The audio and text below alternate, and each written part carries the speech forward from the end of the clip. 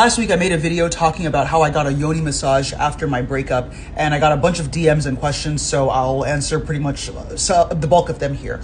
So a Yoni is what you think it is, but a Yoni massage is not what you think it is. A Yoni massage is a tantric massage that mostly prioritizes being present in your body, breath work, focusing on pleasure without chasing So for me, this was super important because after my breakup, I had to get honest with myself, and I had to kind of just do, a full audit.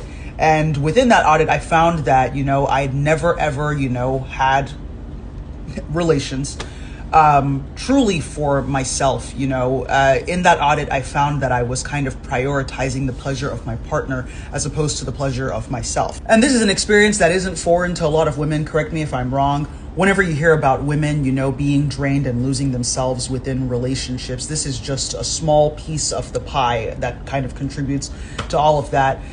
The movie Baby Girl did a really good job of highlighting how, X is somewhat of a performative act for a lot of women. And for the men watching, I have men in my audience, like 24% of my audience. A lot of men hear women say things like this and they're like, oh my God, that's horrible. That's unconscionable. You need to communicate with your partner. And it's like, yeah, obviously you need to communicate with your partner, but it's a lot easier said than done. And in Baby Girl, it was demonstrated pretty well.